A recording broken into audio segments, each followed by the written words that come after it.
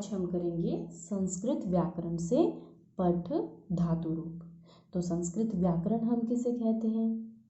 हम ग्रामर को, संस्कृत ग्रामर को हम व्याकरण, संस्कृत व्याकरण कहते हैं। तो हम आपकी संस्कृत व्याकरण से आज पठ, जिसका अर्थ होता है पढ़ना, धातु रूप करेंगे। तो इस धातु रूप को करने से पहले हमें क्या पता होना चाहिए कि धातु हम कहते किसे हैं। तो आपने हिंदी में क्रिया की होगी, इंग्लिश में आपने वर्ब किया होगा। तो जिस तरह से आपकी हिंदी में आप क्रिया की डेफिनेशन को आपने जाना होगा कि क्रिया हम किसे कहते हैं, जिस शब्द के द्वारा हमें किसी भी काम के करने या होने का पाया जाता है या करने या होने का बोध होता है, हम उसे क्रिया कहते हैं। तो क्रिया क्या है? जैसे चलो मैं उदाहरण से बताती हूँ आपको। आप लिख रहे हो, आप खाना खा रहे हो, आप पढ़ रहे हो। तो यहाँ पर आपका लिखना, पढ़ना और खाना खाना ये क्या है? क्रिया है। इसी तरह से वर्ब आपने इंग्लिश में किया है, क्रिया को ही वर्ब कहते हैं। तो वर्ब क्या होता है? आप जो भी काम करते हो, लर्निंग, रीडिंग, राइटिंग, ये सभी क्या है? ये आपकी वर्ब हैं, मतलब क्रियाएं हैं। तो क्रिया क्या होती है? जिस शब्द के द्वारा किसी काम का करना या होना पाया जाता है उसे क्रिया कहते हैं। अब क्रिया क्या गया? आपका लिखना भी क्रिया है, आपका पढ़ना भी क्रिया है, आपका चलना भी क्रिया है, आपका खाना भी क्रिया है और आपका पीना भी क्रिया है, क्योंकि आप एक काम कर रहे हो, है ना। तो किसी भी काम को के करने को क्या बोलते हैं? हम क्रिया कहते हैं और उसी को हम इंग्लिश में वर्ब कहते हैं। तो अब ये धातु क्या है बच्चों? जिस तरह से हिंदी में क्रिया होता है, संस्कृत में उसी तरह से हम क्रिया को ही हम धातु कहते हैं। अब धातु को हम अच्छे से जान लेते हैं कि धातु की डेफिनेशन क्या है। संस्कृत की क्रियाएं जिन मूल शब्दों से बनती हैं उन्हें हम धातु कहते हैं। कैसे? जो संस्कृत की क्रियाएं हैं, जैसे पढ़ना, लिखना, उनका जो मूल शब्द होता है ना, मतलब जिस शब्द से वो बनती हैं। जैसे आप लर्निंग कर रहे हो तो लर्निंग में जो शब्द है उसका मूल वो क्या है? लर्न। इसी तरह से राइटिंग कर रहे हो तो उसमें जो उसका मूल शब्द है क्या है? राइट। इसी तरह से आप ड्रिंकिंग, तो उसमें क्या है? ड्रिंक जो शब्द है वो क्या है? उसका मूल शब्द हो गया। इसी तरह से बच्चों जो हमारी क्रियाएं होती हैं संस्कृत की, उनका जो मूल शब्द होता है ना, जिनसे वो बनती हैं, उनका निर्माण होता है, उन्हें हम क्या कहते हैं? धातु कहते हैं। चलो एक बात देखते हैं, इनके अच्छे से इनके उदाहरण से जानते हैं अच्छे से। जैसे लिखती, लिखती क्या होता है बच्चों? इसका मीनिंग होता है हिंदी में लिखता है। लिखती शब्द का अर्थ होता है लिखता है। पठती, पठती का अर्थ होता है पढ़ता है। तो ये क्या है? हमारी लिखती और जो पठती हैं बच्चों, ये क्या है हमारी? ये हमारी क्रियाएं हैं, मतलब हमारी ये क्या है? वर्ब है। ये क्या है? वर्ब है, क्रियाएं हैं। अब जो पठती है इसका अर्थ होता है पढ़ता है, लिखती इसका अर्थ होता है लिखता है। तो इनका जो मूल शब्द है वो क्या है? मूल शब्द बच्चों जिससे ये बनता है, तो ये किससे बना है? लिखती, लिख से। पठती किससे बना है? पठ से। तो आज इसी तरह से हम जो धातु रूप करने जा रहे हैं वो कौन सी करेंगे? पठ धातु रूप। पठ का अर्थ होता है पढ़ना। पठ का क्या अर्थ होता है? पढ़ना, किसी भी चीज को पढ़ना। तो जो यहाँ पर लिखती और पठती क्रिया है ना, वर्ब है, और पठ, लिख मूल शब्द है, अतः ये धातु है। तो पठ और लिख क्या है? ये मूल शब्द हैं और इन्हीं को हम धातु कहते हैं। अब ये क्लियर है कि धातु किसे कहते हैं? धातु और क्रिया समान है। क्रिया ही क्या होती है? हमारी धातु होती है। क्रिया क्या होता है? किसी भी काम को करना या उसे उसका होना।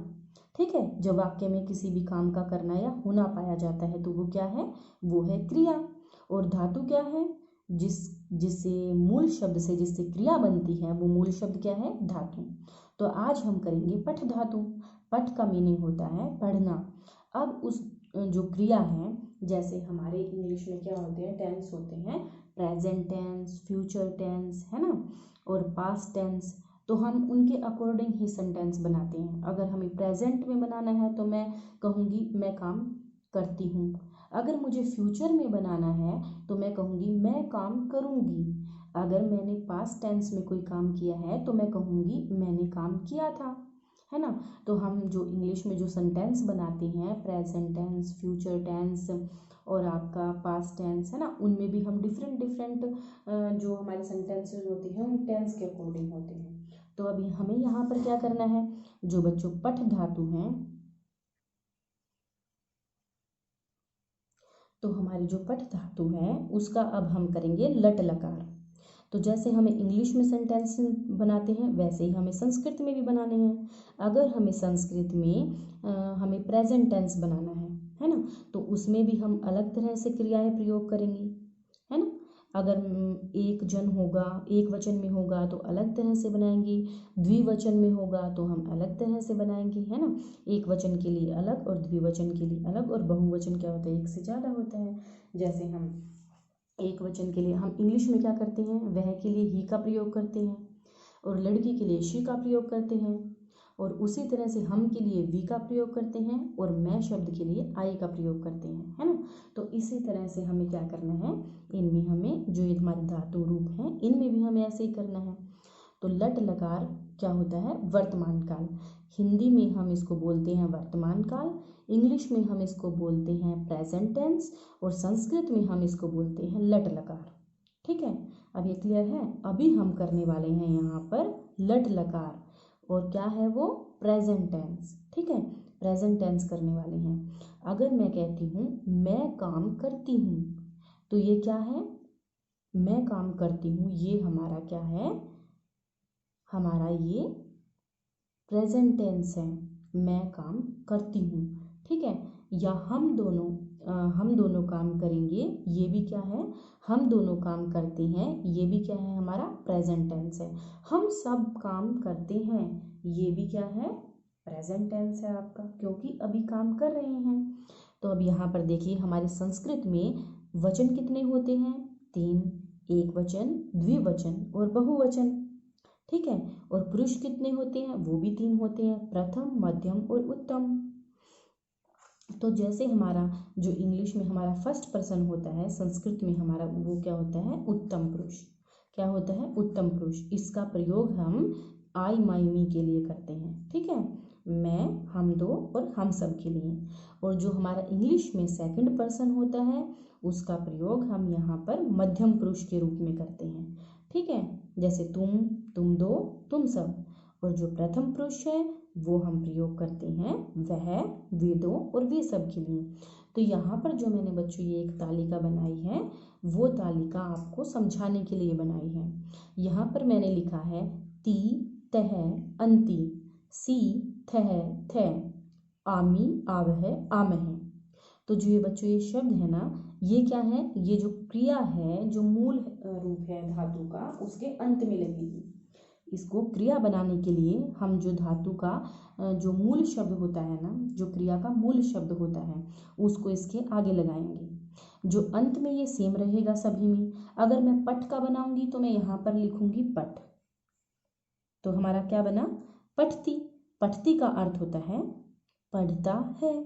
अगर मुझे लिखना है लिखता है, तो मैं यहाँ ती के सामने क्या लिखूंगी, लिख। तो क्या बन जाएगा, लिखती, मतलब लिखता है। तो यहाँ पर कहने का अर्थ ये है कि जो प्रेजेंट टेंस है, लट लकार है जो संस्कृत में, उसमें जो अंत में क्रिया होगी वो एक जैसी होगी, और जो इसके आगे मूल शब्द जुड़ेगा, हमें सिर्फ अगर वो मूल शब्द है, मान लो हमें पठ का लिखना है तो हम यहाँ पर पठ लिखेंगे।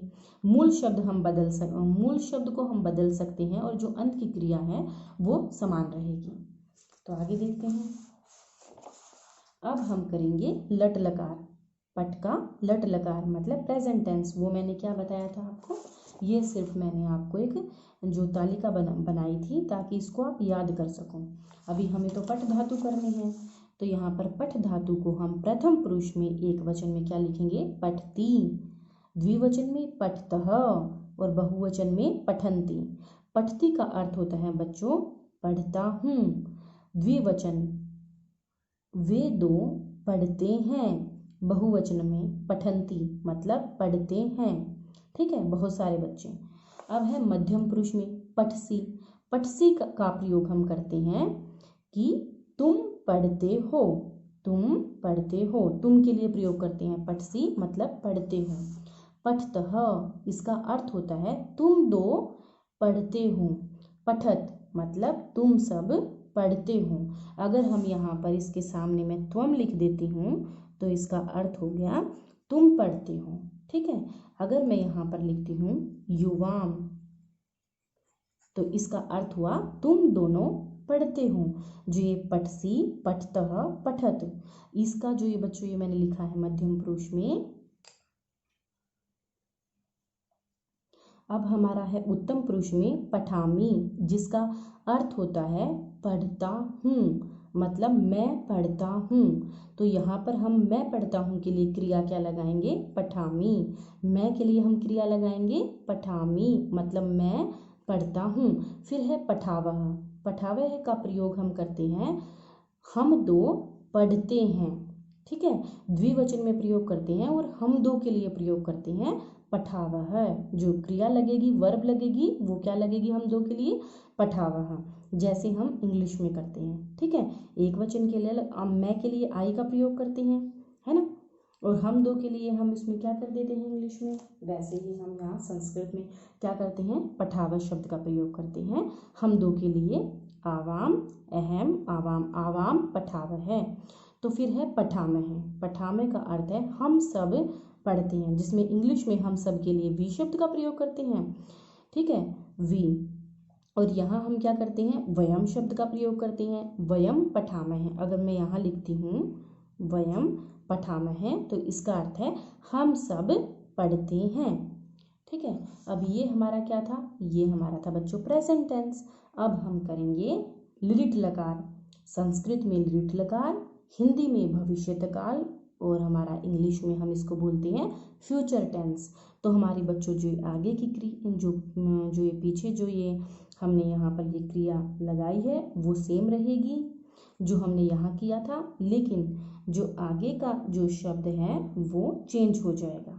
तो देखते हैं, पठिष्यति, पठिष्यतः, पठिष्यन्ति, पठिष्यसि, पठिष्यतः, पठिष्यत, पठिष्यामि, पठिष्यावः, पठिष्यामः। इनका क्या अर्थ है? पठिष्यति पढ़ूंगा, पठिष्यतः पढ़ेंगे, पठिष्यन्ति वे सब पढ़ेंगे, पठिष्यसि तुम पढ़ते हो, पठिष्यतः तुम दो पढ़ते हो, पठिष्यत तुम सब पढ़ते हो, पठिष्यामि मैं पढ़ता हूँ, पठिष्यावः हम दो पढ़ते हैं, पठिष्यामः हम सब पढ़ते हैं। कहने का अर्थ ये है मैं के लिए हम उत्तम पुरुष का प्रयोग करेंगे, तुम के लिए हम मध्यम पुरुष का प्रयोग करेंगे, और वह के लिए या वे दो के लिए या वे सब के लिए हम पठिष्यति, पठिष्यत और पठिष्यन्ति का प्रयोग करेंगे। तो आज हम सिर्फ प्रेजेंट टेंस और फ्यूचर टेंस इन दोनों को हमने आज किया है। आगे नेक्स्ट वीडियो में हम आगे जानेंगे। आज आप इन दोनों को अच्छे से याद करेंगे, समझेंगे और अपनी कॉपी में लिखेंगे।